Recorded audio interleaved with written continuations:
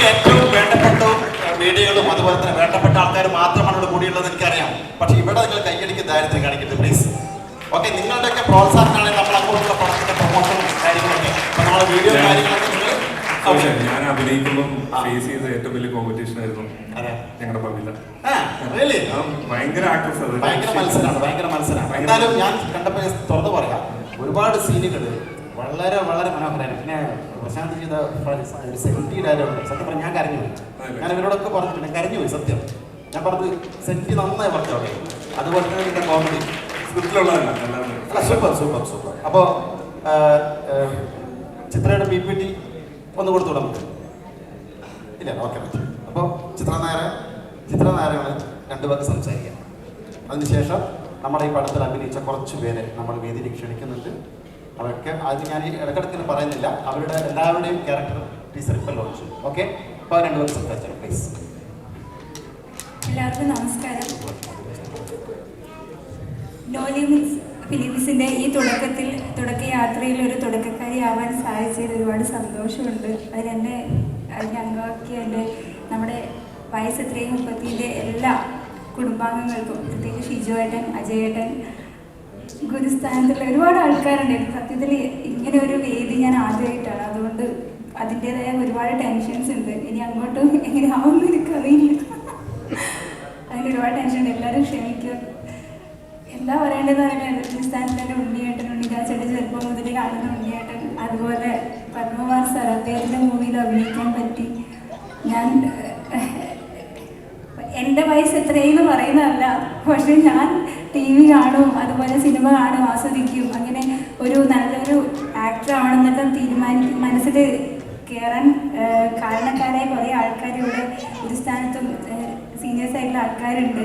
അപ്പോൾ അവരെ മുമ്പിലിട്ട് ഇങ്ങനെ സംസാരിക്കാൻ പറ്റുക വാക്കുകളില്ല.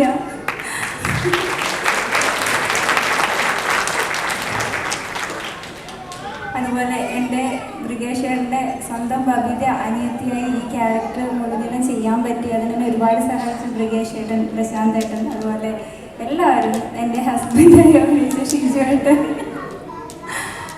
ഒരു കാര്യം കൂടി പ്രത്യേകിച്ച് പറയാനുണ്ട്, ഞാൻ ഒരുപാട് മൂവീസൊന്നും ഇപ്പോൾ ചെയ്തിട്ടില്ല. ഒരു 3-4 മൂവി ചെയ്തിട്ടുണ്ട്. പക്ഷെ അതിൽ ഒരു സിനിമ എന്നുള്ള ഒരു ഫീലിങ്സിന് കൂടുതൽ നല്ലൊരു കുടുംബം എന്നുള്ളൊരു ഫീലിംഗ് എനിക്ക് ഉണ്ടാവാൻ പറ്റി ഈ ഒരു സിനിമയായിരുന്നു. കാരണം വടകര ആ ഒരു തനി സ്നേഹം. സാധാരണ ഞാൻ സിനിമ എന്നെല്ലാം പറയുമ്പോൾ പേടിക്കുമായിരുന്നു. അതിൻ്റെ അങ്ങോട്ടേക്കുള്ള ഒരു അപ്രോച്ച് പറയുന്നതിൽ എന്തെങ്കിലും തെറ്റുണ്ട് ക്ഷമിക്കണം. അപ്പോൾ സിനിമ ആ ഒരു മേഖല ഭയങ്കര പേടി, പ്രൊഡ്യൂസർ എന്നെല്ലാം പറയുമ്പോൾ വേറെ ഒരു ഫീലും കാര്യങ്ങളൊക്കെയാണ്. പക്ഷെ നമ്മുടെ സിനിമയിൽ രമേശിനെല്ലാം ഞാൻ എപ്പോൾ മുതലേ കാണുന്നതാണ്.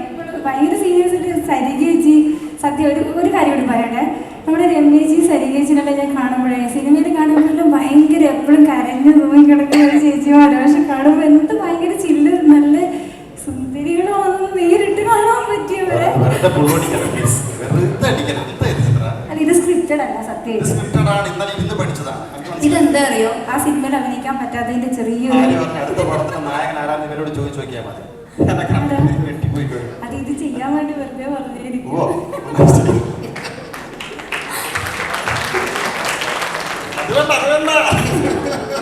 സത്യം. കാരണം ആ ഒരു ഫീലിങ്സ് ഒന്നുമില്ല. അവിടുത്തെ ഭക്ഷണമായാലും ഏത് കാര്യത്തിനായാലും നല്ലൊരു ഫാമിലിയിലുള്ള രീതിയിലായിരുന്നു അവിടെ ഉണ്ടായ എല്ലാ ആൾക്കാരുടെയും പെരുമാറ്റങ്ങളും കാര്യങ്ങളൊക്കെ. ഒരു സിനിമ എന്നുള്ളതിൽ കൂടുതൽ ഒരു വലിയൊരു ഫാമിലിൻ്റെ ഒരു മെമ്പറായി എന്നുള്ളതായിരുന്നു ഇതിന് പറയാനുള്ള ഒരു എക്സ്പീരിയൻസ് പറഞ്ഞാൽ. പിന്നെ ഒരുപാട് എക്സ്പീരിയൻസ് പറയാനുള്ള ഒരു വയസ്സ് എനിക്കായിട്ടില്ല സിനിമാ ജീവിതത്തിൽ. അല്ലാതെ ഞാൻ എൻ്റെ വയസ്സ് ഇത്രയും ആരും ചോദിക്കരുത്.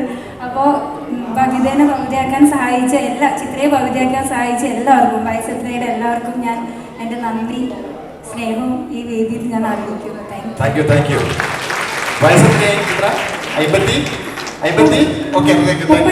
വയസ്സ് പറയണം. അപ്പോൾ ചിത്രാനായുടെ പ്രസൻസിൽ നമ്മൾ അടുത്ത